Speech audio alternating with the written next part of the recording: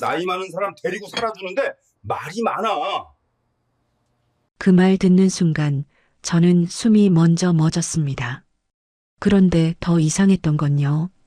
평소엔 그런 사람이 아니었다는 거예요. 저는 혼자가 된 지 3년 됐습니다. 낮엔 괜찮은 척해도 해만 지면 집이 갑자기 커져요. 하루 종일 사람 목소리 한 번 못 듣고 끝난 날도 많았고요. 그러던 어느 날 친구가 카페에서 저를 보자마자 말했습니다. 야, 너 계속 이렇게 살 거야? 내가 보기 싫어. 그러곤 5살 연하 남자 얘기를 꺼냈죠. 저는 단번에 거절했어요. 너무 빠르다고 느꼈거든요. 그런데 결국 그 사람을 만나게 됐습니다. 신기하게도 그 사람은 저를 재촉하지 않았어요. 제가 멈추면 기다렸고 제가 피하면 더 묻지 않았습니다. 그래서 지금도 그게 제일 궁금합니다. 왜 평소엔 멀쩡하던 사람이 꼭 그날만 되면 달라졌을까요? 시작 전 어느 지역에서 시청하고 계신지 댓글 한 번씩만 부탁드립니다. 그곳에는 오늘 좋은 기운이 올 거예요. 저는 김정희 63입니다. 사별하고 3년이 지났지만 밤은 여전히 무서웠어요. 하루 종일 사람 목소리 못 듣고 끝난 날도 있었죠. 그러던 어느 날 친구 이미숙이가 카페에서 만나자고 했어요. 오랜만이라 나갔죠. 미숙이는 먼저 와서 앉아 있었습니다. 제가 들어서니까 손을 흔들더라고요. 저는 가서 앉았어요. 커피를 시키고 미숙이 얼굴을 봤습니다. 미숙이는 저를 한참 보더니 말했어요.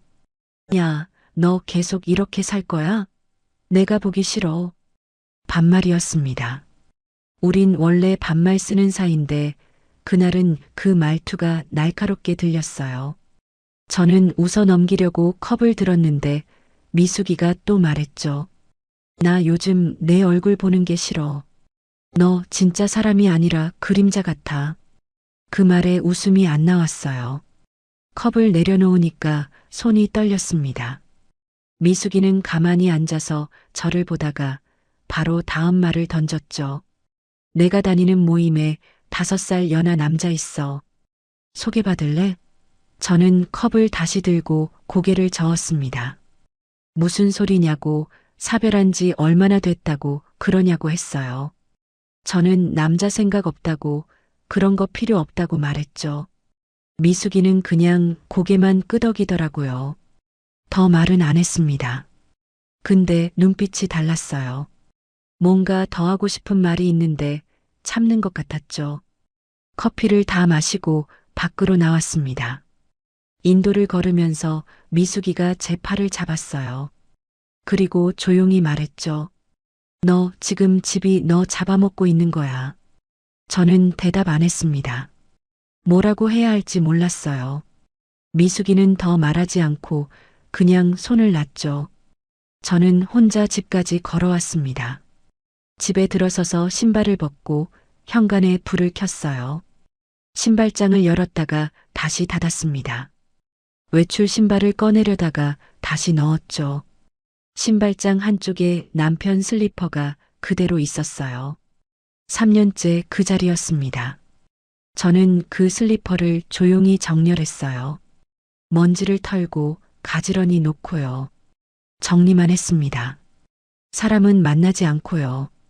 거실로 들어가서 소파에 앉았어요. 미숙이 말이 자꾸 맴돌았습니다. 그림자 같다는 말이요.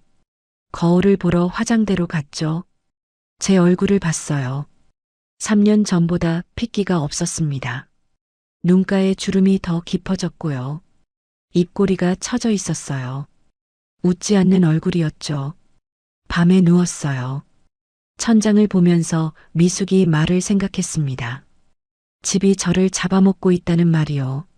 무슨 뜻인지 알 것 같으면서도 모르겠더라고요. 잠은 또 안 왔어요. 새벽 3시쯤 겨우 눈을 감았습니다. 며칠이 지났어요. 미숙이한테서 또 전화가 왔습니다. 한 번만 만나보라고, 싫으면 그냥 안 보면 된다고 했어요. 저는 또 거절했죠. 진짜 필요 없다고 혼자 괜찮다고 말했습니다. 미숙이는 알았다고 하고 전화를 끊었어요. 근데 그날 저녁 밥을 차려놓고 앉았는데 숟가락이 또 안 갔어요.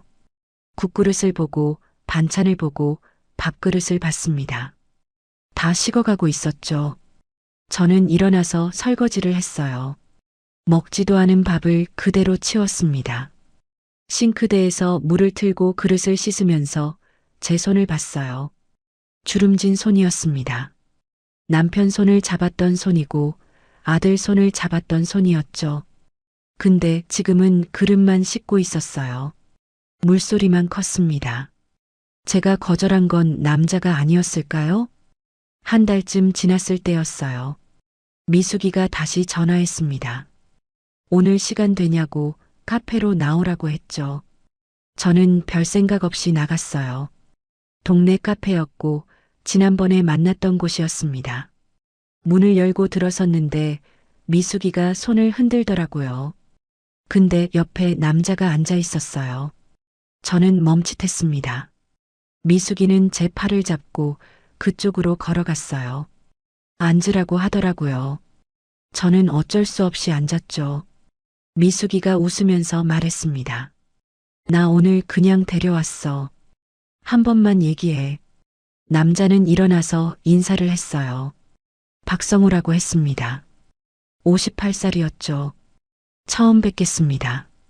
선생님, 선생님이라는 호칭이 어색했어요. 저보다 5살 어린 사람인데 왜 저를 선생님이라고 부르는지 몰랐습니다. 근데 이상하게 마음이 놓이더라고요. 그 마음이 더 불안했어요. 왜 안심이 되는지 몰라서요. 미숙이가 먼저 말문을 열었어요. 성호 씨 직업이 뭐고 어디 사는지 그런 얘기를 했습니다. 저는 가만히 듣고만 있었죠. 성호 씨는 차분하게 대답했어요. 목소리가 낮았습니다. 말을 천천히 했고요. 미숙이가 잠깐 자리를 비웠어요. 화장실 간다고 했죠. 저랑 성호 씨만 남았습니다. 조용했어요. 저는 컵을 들었다 놨다 했죠. 성호 씨가 물었어요. 선생님, 커피 괜찮으세요? 너무 쓰진 않으신지요? 저는 고개를 끄덕였습니다. 괜찮다고 했어요. 성호 씨는 더 말하지 않았죠. 그냥 앉아 있었습니다. 불편한 침묵이 아니었어요. 그냥 조용한 시간이었습니다. 미숙이가 돌아왔고 조금 더 얘기했어요. 날씨 얘기, 동네 얘기, 그런 거였죠. 성호 씨는 제 대답을 기다렸고요. 서두르지 않았어요. 커피 한 잔 마시는 동안 저는 한 번도 시계를 안 봤습니다. 그게 이상했어요. 보통은 언제 끝날까 싶어서 시계를 보는데 그날은 안 봤죠.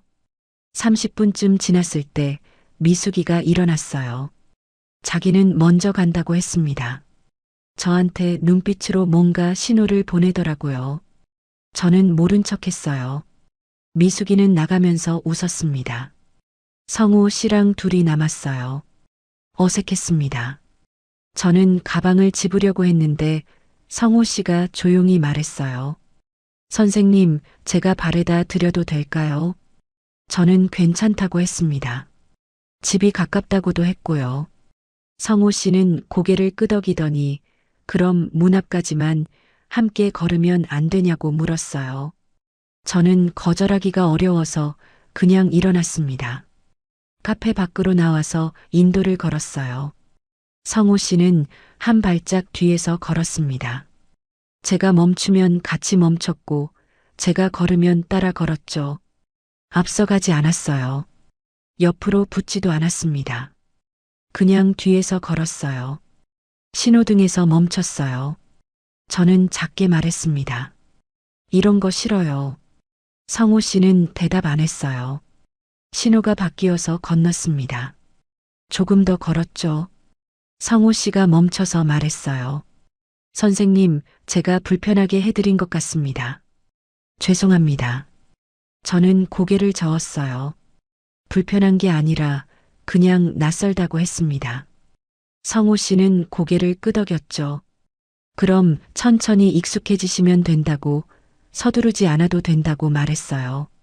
집 앞 골목에 도착했어요. 저는 여기서 괜찮다고 했습니다. 성호 씨는 인사하고 돌아섰어요. 몇 걸음 가다가 뒤돌아보더니 손을 한번 흔들었습니다. 저는 어색하게 손을 들었죠. 집에 들어와서 신발을 벗고 거실로 갔어요. 핸드폰을 봤습니다. 성호 씨한테서 문자가 와 있었어요. 오늘 뵈어서 좋았습니다. 선생님 편하신 대로 연락 주세요. 저는 핸드폰을 내려놓고 소파에 앉았어요. 답장을 쓰려다가 말았습니다. 뭐라고 써야 할지 모르겠더라고요. 고맙다고 해야 하나, 미안하다고 해야 하나요? 한참을 그러고 있었어요. 저녁 6시쯤 됐습니다. 밥을 차렸어요. 국 끓이고 반찬 덜어놓고 숟가락 놓고요. 앉아서 밥을 먹었습니다. 그날은 숟가락이 가더라고요. 국도 떠먹고 반찬도 먹었어요. TV를 켜지 않았는데도 괜찮았죠. 밤 9시쯤 핸드폰을 다시 봤어요. 성호 씨 문자가 그대로 있었습니다. 저는 답장을 썼어요. 쓰고 지우고 다시 썼습니다. 결국 한 줄만 보냈어요. 오늘 좀 힘들었어요. 보내고 나서 후회했습니다. 왜 이런 말을 했나 싶었죠. 근데 성호 씨 답장은 금방 왔어요. 길었습니다. 다 말 안 하셔도 괜찮습니다. 내일도 괜찮고요. 선생님 속도대로요. 저는 핸드폰을 가슴에 대고 한참 있었어요. 눈물이 날 것 같았는데 안 나왔습니다. 그냥 가슴이 먹먹했어요. 며칠 뒤 성호 씨가 또 문자를 보냈어요. 산책하러 나오시겠냐고 했죠. 저는 잠깐 고민했습니다. 나갈까 말까요? 핸드폰을 보고 또 보다가 결국 나간다고 답했어요. 공원에서 만났습니다. 성호 씨는 먼저 와서 벤치에 앉아 있었어요. 제가 가니까 일어나서 인사했죠. 저는 옆에 앉았습니다. 공원을 한 바퀴 돌았어요. 성호 씨는 말을 많이 안 했습니다. 제가 먼저 말하면 들었고, 제가 안 하면 그냥 걸었어요. 억지로 대화를 만들지 않았죠. 가로등 아래를 지나고, 벤치를 지나고, 운동기구 있는 곳을 지났습니다. 벤치에 앉아서 쉬었어요. 성호 씨가 물었습니다. 선생님, 요즘 밤에 잠은 잘 주무세요? 저는 잠깐 멈칫했어요. 그 질문이 이상하게 마음에 걸렸습니다. 누가 제 밤을 물어본 게 얼마만인지 몰랐죠. 저는 고개를 저으면서 말했어요. 잘 때도 있고 못 잘 때도 있어요. 성호 씨는 고개를 끄덕였습니다. 조언하지 않았어요. 그냥 알겠다고만 했죠. 그게 편했습니다. 뭐라고 해결책을 말하지 않는 게 좋았어요. 일주일에 한두 번씩 만났어요. 카페에서 차 마시거나 공원 걷거나 그랬습니다. 성호 씨는 항상 제 속도에 맞췄어요. 제가 피곤하다고 하면 바로 헤어졌고, 제가 좀 더 있고 싶다고 하면 더 있었죠. 한 번도 서두른 적이 없었습니다. 어느 날 저녁 집에서 밥을 먹고 있는데 성호 씨한테서 전화가 왔어요. 밥 드셨냐고 물었습니다. 저는 먹고 있다고 했죠. 성호 씨가 말했어요. 천천히 드세요. 저는 나중에 또 연락드릴게요. 끊고 나서 밥을 먹었어요. 이상하게 그날은 밥맛이 있더라고요. 국도 다 먹고 반찬도 먹었습니다. TV 소리도 들렸어요. 드라마에서 사람들이 웃고 있었죠. 집이 여전히 넓긴 했는데 덜 비어 보였습니다. 한 달쯤 더 지났을 때였어요. 성호 씨가 문자를 보냈습니다. 선생님, 제가 너무 자주 연락드리는 건 아닌지 모르겠습니다. 불편하시면 말씀해 주세요. 저는 답장을 바로 보냈어요. 아니요. 괜찮아요. 그리고 잠깐 망설이다가 한 줄을 더 썼습니다. 오히려 좋아요. 보내고 나서 핸드폰을 엎어놨어요. 얼굴이 뜨거웠습니다. 63인데 얼굴이 뜨겁다는 게 우스웠죠. 근데 싫지 않았어요. 성호 씨 답장이 왔습니다. 감사합니다. 선생님, 그날 밤 저는 신발장을 열었어요. 남편 슬리퍼를 꺼냈습니다. 3년 동안 그대로 뒀던 슬리퍼였죠. 손으로 한참 만지다가 조용히 박스에 넣었어요. 정리하는 건지 치우는 건지 몰랐습니다. 그냥 손이 움직였어요. 박스를 장롱 위에 올려놨습니다.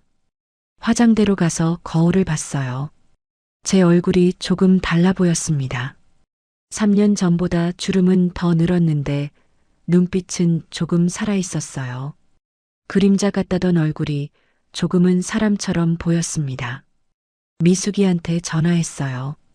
미숙이가 물었죠. 야, 요즘 어때? 저는 한참 있다가 말했습니다. 모르겠어. 근데 밤이 덜 무서워. 미숙이가 웃더라고요. 그래, 그게 시작이야. 그 말을 듣고 전화를 끊었어요. 창문을 열었습니다. 밤바람이 들어왔어요. 차가웠는데 기분이 좋았습니다. 왜 저는 다정한 말보다 서두르지 않는 태도에 더 끌렸을까요? 2달쯤 더 지났습니다. 성호 씨랑 만나는 게 자연스러워졌어요. 주말마다 만났고 가끔은 평일 저녁에도 만났죠. 전화도 자주 했습니다. 아침에 일어나면 성호 씨한테서 문자가 와 있었어요. 잘 주무셨냐는 말이었습니다. 저는 그 문자를 보면서 커튼을 열었죠. 어느 주말 성호 씨가 미술관 가자고 했어요. 저는 미술관이 어색했습니다. 오래 안 가봤거든요. 남편이 살아있을 때 몇 번 갔던 게 전부였죠. 근데 거절하지 않았어요. 같이 가겠다고 했습니다. 토요일 오후였어요. 미술관 앞에서 만났습니다. 성호 씨는 흰색 셔츠를 입고 있었어요. 깔끔했죠. 저는 한참 고민하다가 베이지색 블라우스를 입고 나갔습니다. 오랜만에 화장도 조금 했어요. 입구에서 표를 끊었습니다. 성호 씨가 2장 샀어요. 제 것도 같이요. 저는 지갑을 꺼냈는데 성호 씨가 손을 저었습니다. 괜찮다고 했죠. 전시장 안은 조용했습니다. 사람들이 그림 앞에 서서 보고 천천히 걸어가고 그랬어요. 발소리가 작았습니다. 다들 속삭이듯 얘기했죠. 성호 씨는 제 옆에서 걸었습니다. 이번엔 뒤가 아니라 옆이었어요. 그게 자연스러웠습니다. 첫 번째 전시실은 풍경화였어요. 산, 들판, 하늘 그림들이 걸려 있었습니다. 저는 한 그림 앞에 섰어요. 가을 들판 그림이었습니다. 황금빛 억새가 바람에 흔들리는 그림이었죠. 성호 씨가 옆에 섰습니다. 같이 그림을 봤어요. 성호 씨가 조용히 말했습니다. 선생님, 이 그림 어떠세요? 저는 좋다고 했어요. 평화로워 보인다고 했습니다. 성호 씨는 고개를 끄덕였죠. 저도 그렇게 느꼈다고 했습니다. 다음 전시실로 갔어요. 바다 그림들이 있었습니다. 한 그림 앞에서 멈췄어요. 파도가 높았고 하늘이 어두웠습니다. 폭풍우가 몰려오는 바다였어요. 저는 그 그림을 보다가 문득 남편 생각이 났습니다. 남편이랑 바닷가 갔던 게 생각났죠. 결혼 10년쯤 됐을 때였어요. 강릉에 갔었습니다. 해변을 걷다가 비를 맞았죠. 갑자기 쏟아진 비였어요. 우산도 없어서 둘이 뛰어서 카페로 들어갔습니다. 옷이 다 젖었었죠. 성호 씨가 물었습니다. 선생님, 무슨 생각하세요? 저는 잠깐 망설였어요. 남편 얘기를 해도 될까요? 성호 씨 기분이 안 좋을까요? 근데 성호 씨 얼굴을 보니까 괜찮을 것 같았습니다. 저는 천천히 말했어요. 옛날에 남편이랑 바다 간 적 있어요. 성호 씨는 조용히 고개를 끄덕였습니다. 괜찮다는 말도 그럴 수 있다는 말도 하지 않았어요. 그냥 옆에 서 있었습니다. 저는 계속 말했어요. 강릉이었어요. 비가 와서 같이 뛰었죠. 그때가 좋았어요. 성호 씨가 들었습니다. 끼어들지 않았어요. 저는 그림을 보면서 더 말했습니다. 지금 생각하면 다 좋았던 것 같아요. 그땐 몰랐는데요. 전시장 구석에 의자가 있었어요. 저는 거기 앉았습니다. 다리가 좀 아팠거든요. 성호 씨도 옆에 앉았어요. 저는 한참 있다가 다시 말을 꺼냈습니다. 그때는 몰랐어요. 이렇게 혼자 남을 줄은요. 성호 씨는 들었습니다. 고개를 끄덕이면서요. 저는 계속 말했어요. 3년 동안 익숙해지려고 했는데 안 되더라고요. 밤만 되면 무섭고요. 아침에 일어나도 옆이 비어 있고요. 성호 씨가 조용히 물었습니다. 지금도 그러세요? 저는 잠깐 생각했어요. 지금은 어떤가요? 요즘 밤은 어떤가요? 고개를 저었습니다. 요즘은 조금 덜해요. 성호 씨는 아무 말 안 했어요. 그냥 옆에 앉아 있었습니다. 그게 좋았어요. 위로하려고 하지 않는 게요. 괜찮다고 말하지 않는 게요. 그냥 듣기만 하는 게 좋았습니다. 한참을 그렇게 앉아 있다가 일어났어요. 다른 전시실로 갔습니다. 사람 그림들이 걸려 있었어요. 혼자 앉아 있는 사람, 창밖을 보는 사람, 책을 읽는 사람들이었습니다. 저는 한 그림 앞에서 오래 섰어요. 창가에 앉아서 밖을 보는 여자 그림이었습니다. 뒷모습이었어요. 무슨 생각을 하고 있는지 모르겠었죠. 그냥 창밖을 보고 있었습니다. 그 뒷모습이 저 같았어요. 성호 씨가 옆에 섰습니다. 같이 그림을 봤어요. 저는 작게 말했습니다. 저 여자 뭘 보고 있을까요? 성호 씨가 천천히 말했어요. 글쎄요. 아마도 다음을 보고 있지 않을까요? 저는 성호 씨를 봤습니다. 성호 씨는 그림을 보고 있었어요. 저는 다시 그림을 봤습니다. 여자는 여전히 창밖을 보고 있었어요. 뭔가 기다리는 것 같기도 하고 그냥 보고 있는 것 같기도 했습니다. 다음이라는 게 뭘까요? 다음이 있을까요? 미술관을 나왔어요. 해가 기울고 있었습니다. 오후 5시쯤이었죠. 카페로 갔습니다. 미술관 근처 작은 카페였어요. 차를 시켰습니다. 따뜻한 차였어요. 성호 씨가 말했습니다. 선생님, 오늘 얘기해 주셔서 고마워요. 저는 손을 흔들었습니다. 별거 아니라고 했어요. 근데 마음이 가벼웠습니다. 남편 얘기를 누구한테 했다는 게 이상하게 후련했어요. 성호 씨가 듣기만 하고 판단하지 않았던 게 좋았습니다. 괜찮다고 위로하지 않았던 게 좋았어요.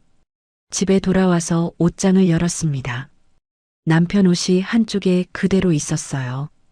박스에 넣었던 옷들 말고 아직 걸려있는 옷들이었습니다. 저는 그 옷들을 하나씩 꺼냈어요. 냄새를 맡아봤습니다. 세제 냄새만 났어요. 사람 냄새는 진작에 사라졌습니다. 옷들을 박스에 넣었습니다. 천천히요. 하나씩요. 재킷, 바지, 셔츠, 넥타이요. 다 넣고 나니까 박스가 2개가 됐어요. 테이프로 박스를 봉했습니다. 윗방에 올려놨어요. 옷장이 비었습니다. 제 옷만 걸려 있었어요. 한쪽이 텅 비어 있었습니다. 저는 그 빈 공간을 한참 봤어요. 슬프지는 않았습니다. 그냥 비어 있었어요. 또 며칠이 지났습니다. 성호 씨가 전화했어요. 카페에서 만나자고 했습니다. 저는 나갔어요. 동네 카페였습니다. 성호 씨가 먼저 와 있었어요. 저를 보고 일어나서 손을 흔들었습니다. 저는 가서 앉았어요. 메뉴를 보고 있는데 성호 씨가 말했습니다. 정희 씨, 오늘은 차가 더 좋겠어요. 저는 메뉴판을 내려놨습니다.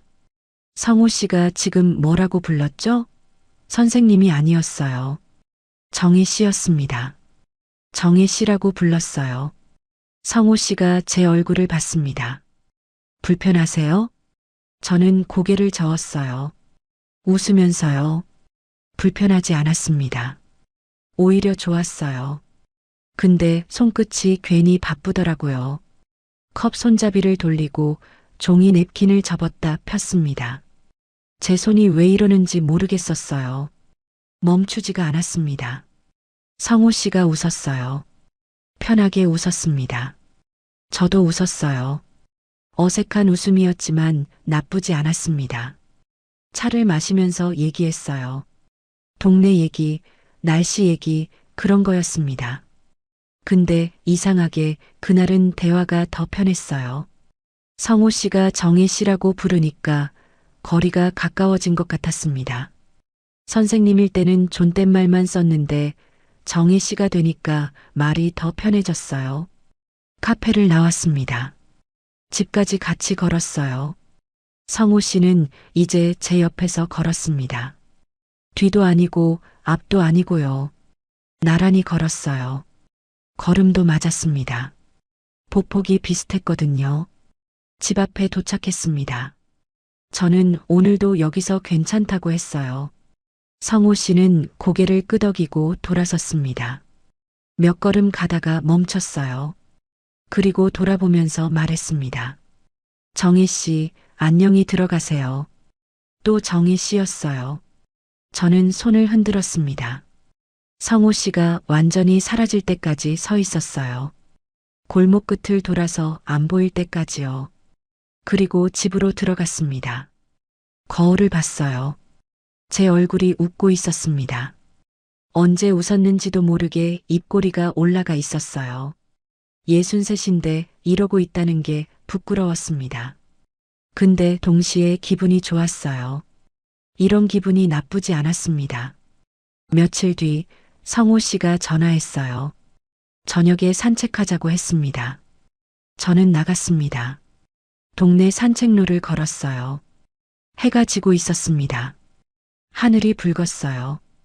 구름이 분홍빛이었습니다. 가로등이 하나씩 켜지고 있었어요. 저녁 6시쯤이었습니다. 바람이 불었어요. 조금 쌀쌀했습니다. 가을이 오고 있었어요. 성우 씨가 물었습니다. 춥지 않으세요? 저는 괜찮다고 했어요. 성우 씨는 그래도 자기 재킷을 벗어서 제 어깨에 걸쳐줬습니다. 저는 거절하려다가 그냥 뒀어요. 따뜻했습니다. 성우 씨 체온이 남아 있었어요. 한참을 걷다가 벤치에 앉았습니다. 공원 벤치였어요. 앞에 연못이 있었습니다. 오리들이 물 위를 떠다니고 있었어요. 성우 씨가 말했습니다. 정희 씨, 제가 하나 여쭤봐도 될까요? 저는 고개를 끄덕였어요. 성우 씨가 저를 봤습니다. 진지한 눈빛이었어요. 입술을 한번 다셨습니다. 그리고 천천히 말했어요. 정희 씨, 우리 같이 살면 안 될까요? 저는 숨이 멎는 것 같았습니다. 성우 씨가 지금 뭐라고 한 거죠? 같이 살자고요? 저한테요? 저랑요? 제 머릿속이 하얘졌어요. 뭐라고 대답해야 할지 몰랐습니다. 성우 씨는 기다렸어요. 재촉하지 않았습니다. 그냥 제 대답을 기다렸어요. 저는 한참 있다가 말했습니다. 아니요. 전 지금 관계가 좋아요. 성우 씨는 고개를 끄덕였습니다. 알겠다고 했어요. 실망한 표정도 짓지 않았습니다. 화내지도 않았어요. 그냥 알겠다고만 했습니다. 저는 말을 이었어요. 지금이 좋아요. 이렇게 만나는 게요. 성우 씨가 말했습니다. 네, 알겠습니다. 천천히 생각하세요. 제가 재촉하는 건 아니에요. 그리고 일어났어요. 저도 일어났습니다. 다시 걸었어요. 조금 어색했습니다. 근데 성우 씨는 변함없었어요. 여전히 제 옆에서 걸었습니다. 재킷도 그대로 제 어깨에 있었어요. 집까지 걸어왔습니다. 헤어질 때 성우 씨가 말했어요. 오늘도 좋은 시간이었습니다. 정희 씨, 저는 고개를 끄덕였어요. 재킷을 벗어서 돌려줬습니다. 성호 씨가 받아서 들었어요. 그리고 돌아갔습니다. 저는 집으로 들어갔어요.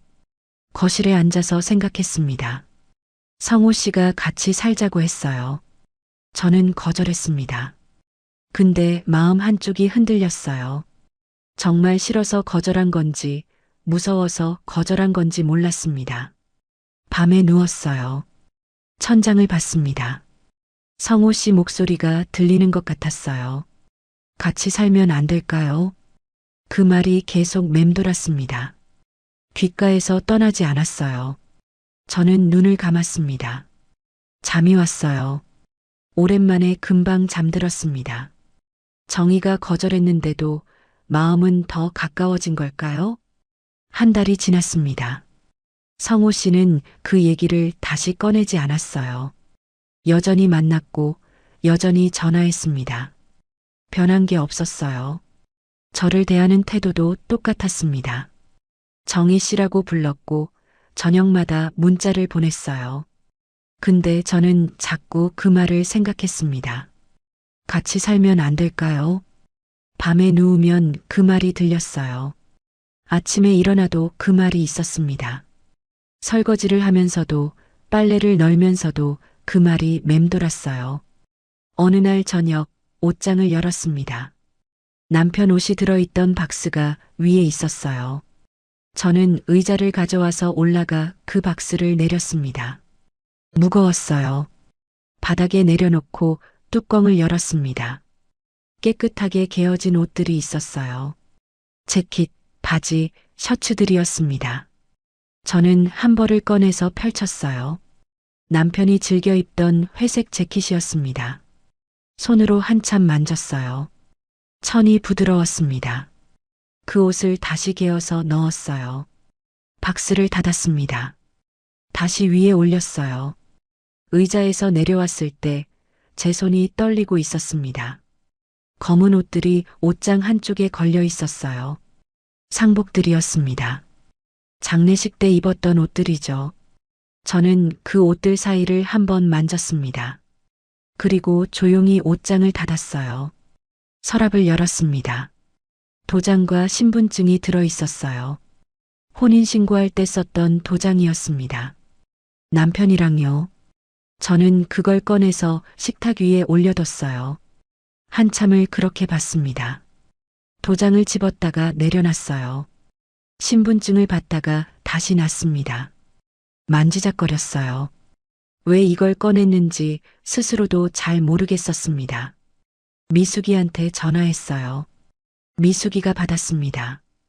야, 왜? 저는 한참 말을 못하다가 물었어요. 미숙아, 나 어떻게 하면 좋을까? 미숙이가 잠깐 조용했어요.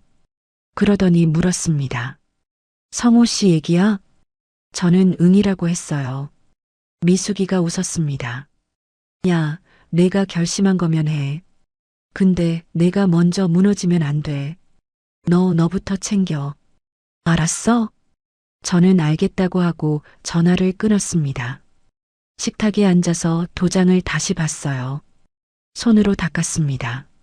먼지가 묻어 있었거든요. 깨끗하게 닦았어요. 그리고 다시 내려놨습니다. 핸드폰을 들었어요. 성호 씨 번호를 눌렀습니다. 신호음이 갔어요. 2번, 3번요. 성호 씨가 받았습니다. 정희 씨, 무슨 일이세요? 저는 숨을 들이마셨어요. 그리고 천천히 말했습니다. 저기 지난번에 한 말 있잖아요. 성호 씨가 잠깐 멈칫했어요. 그리고 조심스럽게 물었습니다. 네, 기억합니다. 저는 또 숨을 들이마셨습니다. 손이 떨렸어요. 핸드폰을 쥔 손이 땀에 젖었습니다. 말했어요. 저 생각해봤어요. 같이 살고 싶어요. 성호 씨가 한참 말이 없었습니다. 긴 침묵이었어요. 저는 그 침묵이 불안했습니다. 마음이 바뀐 걸까요? 성호 씨가 조용히 말했어요. 정희 씨, 천천히 결정하셔도 돼요. 서두르지 않으셔도 됩니다. 제가 부담드린 건 아닌지 모르겠네요. 저는 고개를 저었어요. 성호 씨는 못 봤지만요. 아니에요. 결정했어요. 천천히 준비하고 싶어요. 성호 씨가 알겠다고 했습니다. 목소리가 떨리는 것 같았어요. 기쁜 것 같았습니다. 며칠 뒤 서류를 준비했어요. 성호 씨도 준비했습니다. 필요한 서류들을 챙겼어요. 호적 등본, 가족관계 증명서, 신분증, 도장, 그런 거였습니다. 성호 씨가 리스트를 문자로 보내줬어요. 저는 그걸 보면서 하나씩 챙겼습니다. 어느 날 아침 가정법원에 갔어요. 성호 씨랑 같이요. 약속을 9시에 했습니다. 조금 일찍 도착했어요. 8시 50분쯤이었습니다. 민원 창구가 있는 곳이었어요. 사람들이 줄을 서 있었습니다. 젊은 부부도 있었고 나이 든 부부도 있었어요. 다들 서류를 들고 있었습니다. 저희도 번호표를 뽑았어요. 238번이었습니다. 의자에 앉아서 기다렸어요. 성호 씨가 제 손을 잡았습니다. 저는 손에 힘을 줬어요. 떨리고 있었거든요. 손바닥에 땀이 났습니다. 번호가 천천히 올라갔어요. 220, 230요. 저희 차례가 가까워졌습니다. 저는 서류를 다시 확인했어요. 다 있었습니다. 238번이 불렸습니다. 저희가 일어났어요. 창구로 갔습니다. 직원분이 앉아 계셨어요. 나이가 좀 있어 보이는 분이었습니다. 서류를 냈어요. 직원분이 하나씩 확인하더니 여기 적으라고 했습니다. 신고서였어요. 이름, 주민등록번호, 주소, 그런 걸 적는 거였습니다. 저는 펜을 들었어요. 이름을 쓰려고 했는데 손이 떨렸습니다. 글씨가 삐뚤어졌어요. 지우고 다시 썼습니다. 김정희요. 제 이름이었습니다. 주민등록번호를 적었어요. 주소도 적었습니다. 성호 씨도 옆에서 적고 있었어요.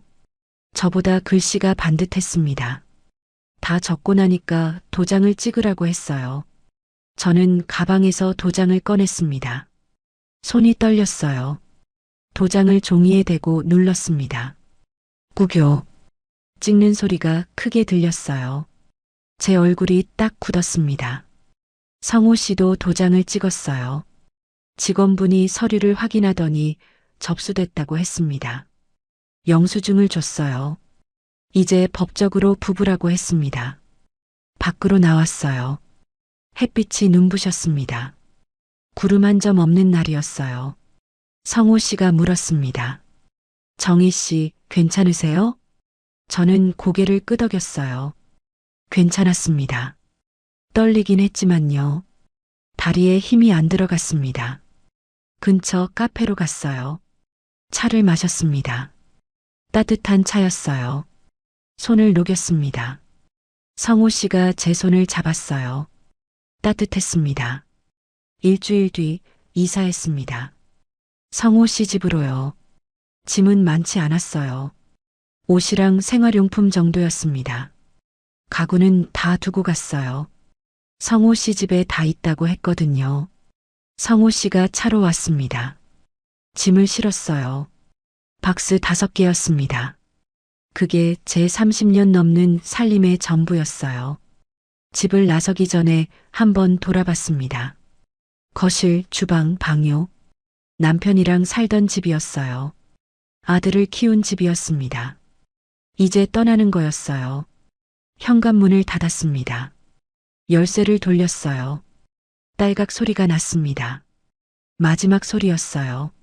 성호 씨 집 앞에 도착했습니다. 아파트였어요. 10층이었습니다. 엘리베이터를 탔어요. 문이 닫히고 올라갔습니다. 저는 거울에 비친 제 모습을 봤어요. 긴장한 얼굴이었습니다. 10층에서 문이 열렸어요. 복도를 걸었습니다. 1301호였어요. 성호 씨가 현관문을 열었습니다. 그리고 말했어요. 여보 짐은 제가 들게요. 여보라는 말이었습니다. 성호 씨가 저를 여보라고 불렀어요. 저는 바로 여보가 안 나왔습니다. 대신 다른 말이 나왔어요. 당신 엘리베이터 먼저 누르세요. 당신이라고 했습니다. 저도 호칭을 바꾼 거였어요. 선생님도 아니고 정희 씨도 아니고요. 당신이었습니다. 집 안으로 들어갔어요. 거실이 깔끔했습니다. 소파가 있고 TV가 있고 식탁이 있었어요. 창문이 컸습니다. 햇빛이 잘 들었어요. 주방도 정돈돼 있었습니다. 수건은 각 잡혀 있고 신발은 줄 맞춰 있었어요. 저는 안도했습니다. 괜찮겠다는 생각이 들었어요. 이 사람은 정리를 하는 사람이구나. 깨끗하게 사는 사람이구나. 그런 생각이 들었습니다. 짐을 풀었어요. 방으로 들어가서 박스를 열었습니다. 옷장에 옷을 걸고 서랍에 속옷을 넣고요. 화장대에 화장품을 놨습니다. 제 물건들이 성호 씨 집에 하나씩 자리를 잡았어요. 한참 걸렸습니다. 2시간쯤 걸린 것 같아요. 다 풀고 나니까 지쳤습니다. 소파에 앉았어요. 성호 씨가 물을 가져다 줬습니다. 마셨어요. 시원했습니다. 저녁을 먹었어요. 성호 씨가 미리 음식을 시켜뒀습니다. 중국집 음식이었어요. 짜장면이랑 탕수육이었습니다. 식탁에 마주 앉아서 먹었어요. 성호 씨가 말했습니다. 여보, 불편한 거 있으면 언제든 말씀하세요. 고치겠습니다. 저는 고개를 끄덕였어요. 알겠다고 했습니다. 성호 씨가 웃었어요. 밥을 먹으면서 얘기했습니다. 이 집 얘기, 동네 얘기, 그런 거였어요. 밤이 됐습니다. 샤워를 했어요. 따뜻한 물이 나왔습니다. 오래 샤워했어요. 긴장이 조금 풀렸습니다. 잠옷으로 갈아입고 나왔어요. 방으로 들어갔습니다. 성호 씨가 먼저 누워 있었어요. 책을 보고 있었습니다. 저는 옆에 누웠어요. 이불을 덮었습니다. 불을 껐습니다. 어두웠어요. 조용했습니다. 성호 씨 숨소리가 들렸어요. 규칙적이었습니다. 저는 천장을 봤어요. 새집 천장이었습니다. 낯선 천장이었어요. 근데 무섭지 않았습니다. 옆에 사람이 있었으니까요. 성호 씨가 조용히 말했습니다. 잘 자요, 여보. 저는 작게 대답했어요. 당신도요. 눈을 감았습니다. 잠이 왔어요. 오랜만에 편하게 잠들었습니다. 정희가 이 집에서 가장 먼저 만든 건 사랑이 아니라 지켜야 할 규칙이었을까요? 한 달쯤 지났을 때였어요. 재혼하고 한 달이요. 처음엔 다 괜찮았습니다. 아침에 일어나면 성호 씨가 커피를 내려줬어요. 저는 아침을 차렸죠. 토스트에 계란, 샐러드 같은 거였습니다. 같이 먹고 성호 씨는 출근하고 저는 집을 정리했어요. 저녁에는 같이 밥을 먹었습니다. 제가 해먹을 때도 있었고 밖에서 사올 때도 있었어요. TV를 보면서 얘기했죠. 별일 없는 하루 얘기들이었습니다. 근데 어느 날부터였어요. 성호 씨한테 전화가 자주 오기 시작했습니다. 친구들이었어요. 예전부터 알던 친구들이라고 했죠. 성호 씨는 전화를 받으면 거실로 나갔습니다. 문을 닫고 얘기했어요. 목소리가 들렸습니다. 처음엔 작았는데 점점 커졌어요. 웃음소리도 컸습니다. 평소랑 다른 웃음이었어요. 크고 과한 웃음이었습니다. 전화가 끝나면 성호 씨가 들어왔어요. 표정이 좀 달라 보였습니다. 들뜬 것 같기도 하고 피곤한 것 같기도 했어요. 저한테는 말을 많이 안 했습니다. 그냥 방으로 들어갔죠. 한두 번은 괜찮았어요. 근데 일주일에 2~3번씩 그런 날이 생겼습니다. 전화 오는 날이요. 그날만 되면 성호 씨가 달라졌어요. 어느 금요일 밤이었습니다. 성호 씨가 늦게 들어왔어요. 11시쯤이었습니다. 저는 거실에서 기다리고 있었죠. 문이 열렸습니다. 성호 씨가 들어왔어요. 술 냄새가 났습니다. 옷에 배어 있었어요. 성호 씨는 신발을 벗다가 휘청했습니다. 저는 다가가서 부축하려고 했어요. 성호 씨가 손을 뿌리쳤습니다.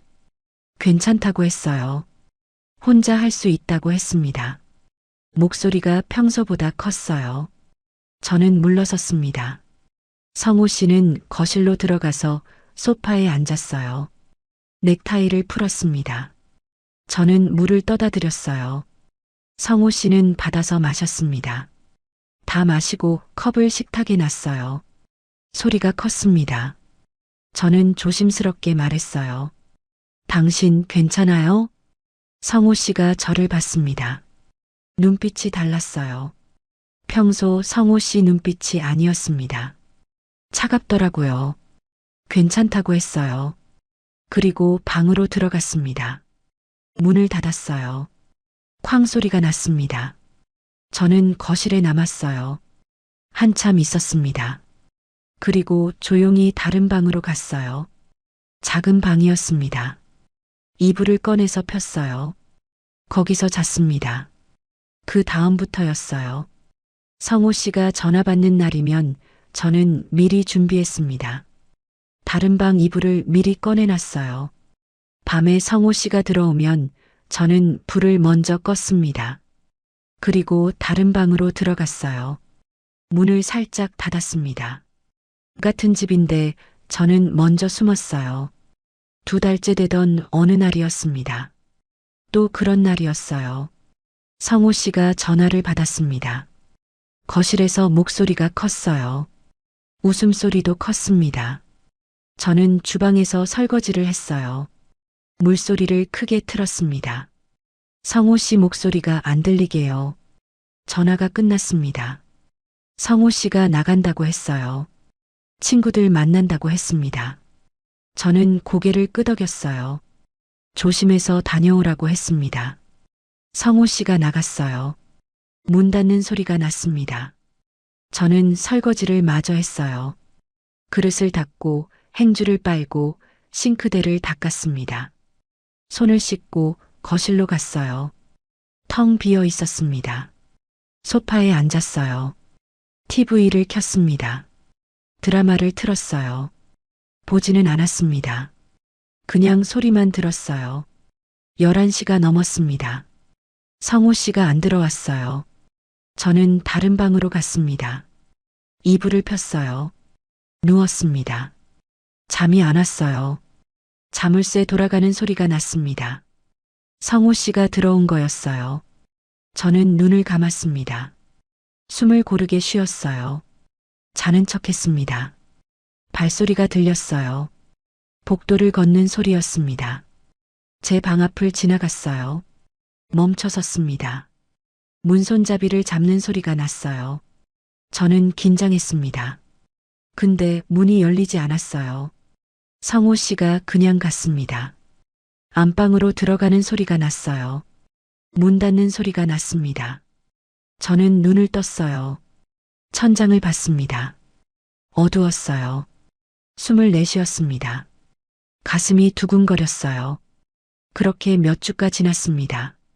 일주일에 한두 번씩 그런 날이 있었어요. 성호 씨가 늦게 들어오는 날이요. 저는 그날만 되면 먼저 다른 방으로 들어갔습니다. 불 끄고 문 닫고 자는 척 했어요.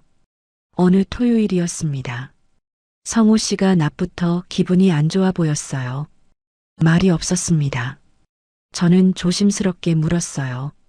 당신 무슨 일 있어요? 성호 씨가 고개를 저었어요.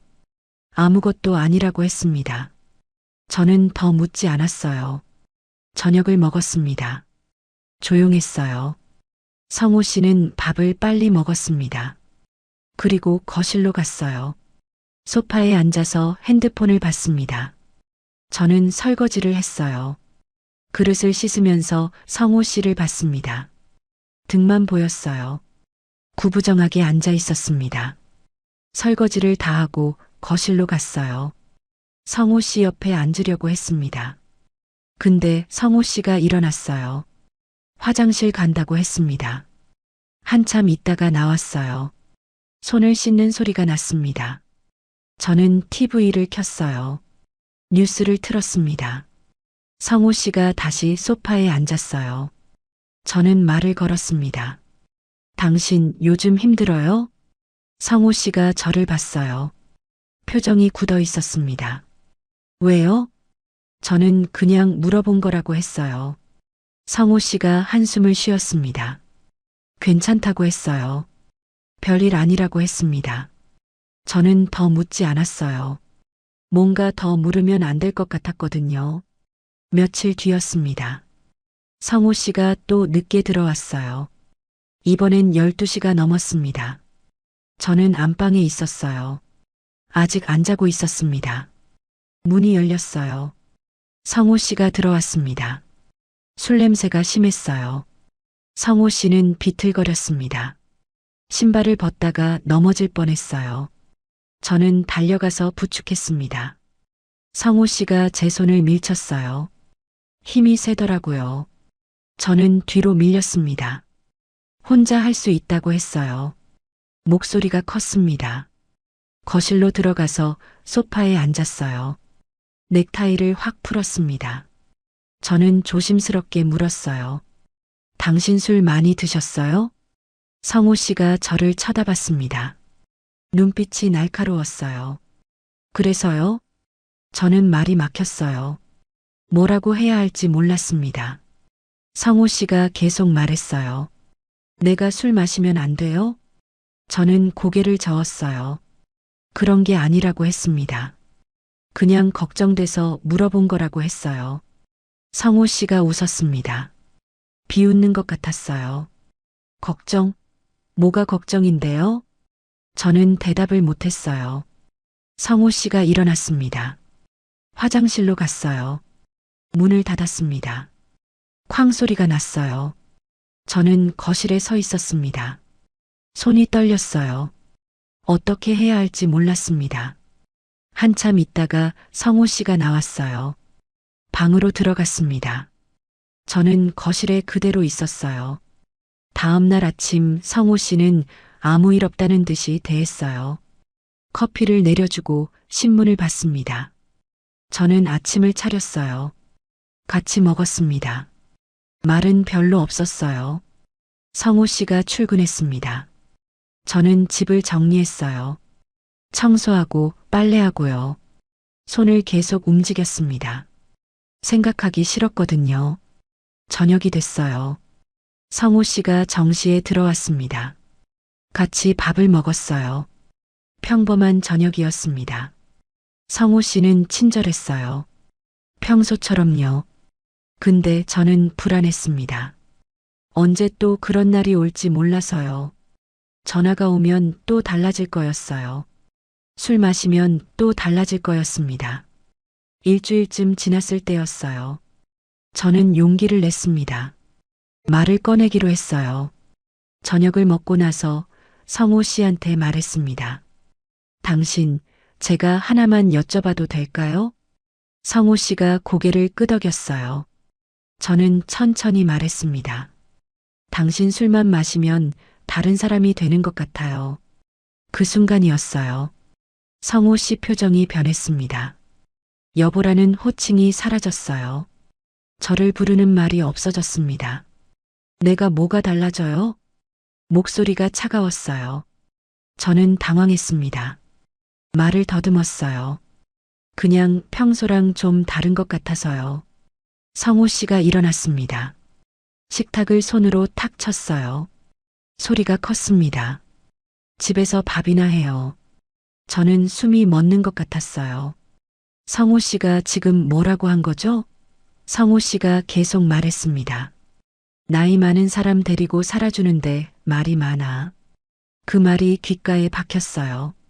나이 많은 사람이요. 데리고 살아준다고요. 저는 대꾸하지 않았습니다. 할 말이 없었어요. 일어나서 주방으로 갔습니다. 싱크대에 물을 틀었어요. 소리로 숨었습니다. 물소리만 컸어요. 손은 젖은 채로 멈췄습니다. 성호 씨는 거실에 있었어요. TV를 켰습니다. 소리가 컸어요. 저는 물을 잠갔습니다. 손을 닦았어요. 방으로 들어갔습니다. 옷장을 열었어요. 옷보다 먼저 다른 걸 챙겼습니다. 약이요. 안경이요. 핸드폰 충전기요. 가방에 넣었어요. 옷도 몇 벌 넣었습니다. 속옷, 양말도요. 세면도구도 챙겼어요. 가방을 들고 나왔습니다. 성호 씨는 소파에 앉아 있었어요. 저를 보지 않았습니다. 저는 현관으로 갔어요. 신발을 신었습니다. 문을 열었어요. 뒤돌아보지 않고 나갔습니다. 문을 닫았어요. 복도에 섰습니다. 가슴이 두근거렸어요. 엘리베이터를 탔습니다. 1층으로 내려갔어요. 밖으로 나왔습니다. 밤 공기가 차가웠어요. 어디로 가야 할까요? 제 집은 이미 정리했습니다. 돌아갈 곳이 없었어요. 미숙이한테 전화했습니다. 미숙이가 받았어요. 야, 왜? 저는 한참 말을 못했어요. 목이 메었습니다. 미숙이가 물었어요. 너 어디야? 무슨 일이야? 저는 겨우 말했습니다. 미숙아, 나 좀 재워줄 수 있어? 미숙이는 묻지 않았어요. 주소를 보냈습니다. 택시 타고 오라고 했어요. 택시를 탔습니다. 미숙이 집으로 갔어요. 30분쯤 걸렸습니다. 미숙이가 문 앞에서 기다리고 있었어요. 말없이 안으로 들어갔습니다. 미숙이가 방을 내줬어요. 저는 가방을 내려놨습니다. 주저앉았어요. 미숙이가 물을 가져다 줬어요. 마셨습니다. 미숙이는 옆에 앉아서 제 등을 토닥였습니다. 괜찮아. 천천히 얘기해. 저는 한참 있다가 말했어요. 성호 씨 얘기를요. 술 마시면 달라진다는 얘기를요. 오늘 있었던 일을요. 미숙이는 듣고만 있었어요. 제 말이 다 끝날 때까지요. 저는 마지막으로 말했습니다. 내가 숨는 집에서는 못 살겠어. 정희가 집을 나가려는 이유는 화가 아니라 내가 점점 없어지는 느낌 때문이었을까요? 미숙이 집에서 일주일을 지냈습니다. 미숙이는 아무 말 안 했어요. 제 방을 내주고 밥을 챙겨줬습니다. 저는 거의 나가지 않았어요. 방에만 있었습니다. 성호 씨한테서 전화가 왔어요. 문자도 왔습니다.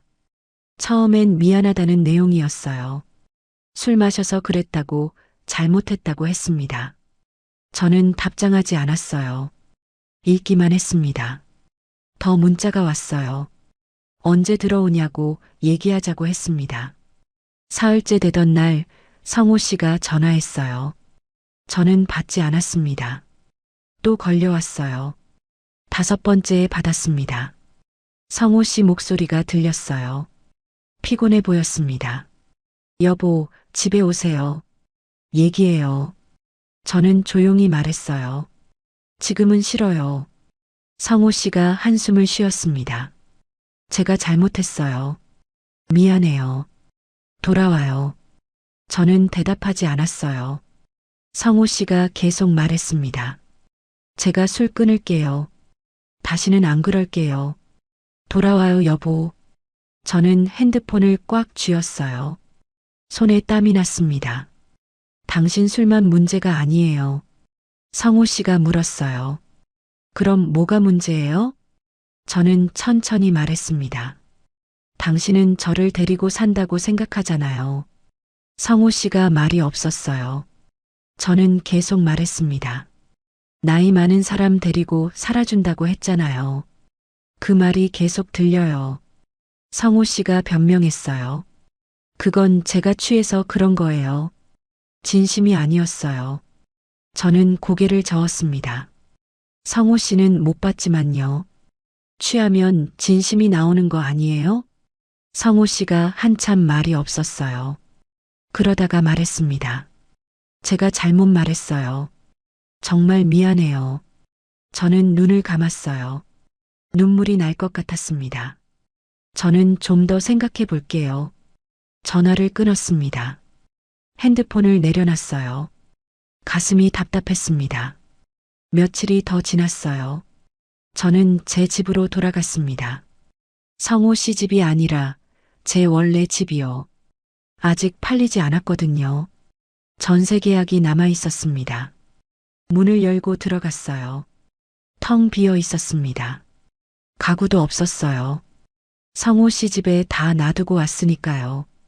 거실에 짐만 몇 개 있었습니다. 방으로 들어갔어요. 옷장만 남아 있었습니다. 문을 열었어요. 빈 옷걸이들이 걸려 있었죠. 저는 그걸 보면서 한참 섰습니다. 창문을 열었어요. 공기가 들어왔습니다. 오래된 집 냄새가 났어요. 먼지 냄새요. 저는 청소를 시작했습니다. 바닥을 쓸고 닦았어요. 손을 움직였습니다. 청소를 다 하고 나니까 해가 지고 있었어요. 저녁이었습니다. 배가 고팠어요. 근처 편의점에 가서 도시락을 샀습니다. 집에 와서 먹었어요. 바닥에 앉아서요.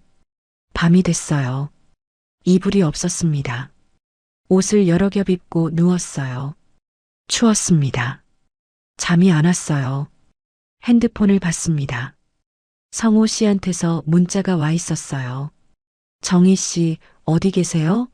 걱정됩니다. 저는 답장을 썼어요. 제 집에 있어요. 걱정 마세요. 보내고 나서 핸드폰을 내려놨습니다. 금방 문자가 왔어요. 제가 가도 될까요? 저는 답장했습니다. 아니요. 아직은 안 돼요. 더 이상 문자가 오지 않았어요. 다음 날 이불을 사러 갔습니다. 그릇도 샀어요. 필요한 것들을 조금씩 샀습니다. 집을 다시 꾸렸어요. 일주일쯤 지났을 때 성호 씨한테 전화했습니다. 성호 씨가 받았어요. 여보, 저는 천천히 말했어요. 우리 정리하는 게 좋을 것 같아요. 성호 씨가 숨을 크게 쉬는 소리가 들렸습니다. 정희 씨, 다시 한번 기회를 주세요. 제가 정말 잘할게요. 저는 고개를 저었어요. 당신 잘못이 아니에요. 저도 준비가 안 됐던 것 같아요. 성호 씨가 물었어요. 그럼 이혼하자는 거예요? 저는 대답했습니다. 네. 협의로 하면 좋겠어요. 성호 씨가 한참 말이 없었어요. 긴 침묵이었습니다. 그러다가 조용히 말했어요. 알겠습니다. 정희 씨가 원하시면요. 전화를 끊었습니다. 저는 창문을 봤어요. 밖이 밝았습니다. 해가 떠 있었어요. 며칠 뒤 서류를 준비했습니다. 협의 이혼 신청서요. 성호 씨도 준비했어요. 문자로 필요한 걸 주고받았습니다. 한 번 더 전화 통화를 했어요. 재산 정리 얘기를 했습니다. 저는 아무것도 원하지 않았어요. 제 집만 가져가면 됐습니다. 성호 씨가 말했어요. 정희 씨, 제가 위자료를 드릴게요. 저는 거절했습니다. 아니에요. 필요 없어요. 성호 씨가 우겼어요. 제가 잘못한 거니까요. 받으세요. 저는 끝까지 거절했습니다. 성호 씨가 결국 포기했어요. 통화 마지막에 성호 씨가 말했습니다.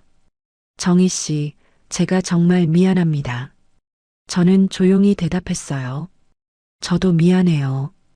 그게 마지막 통화였습니다. 한 달쯤 지났을 때 법원에 갔습니다. 혼자요. 성호 씨도 혼자 왔을 거예요.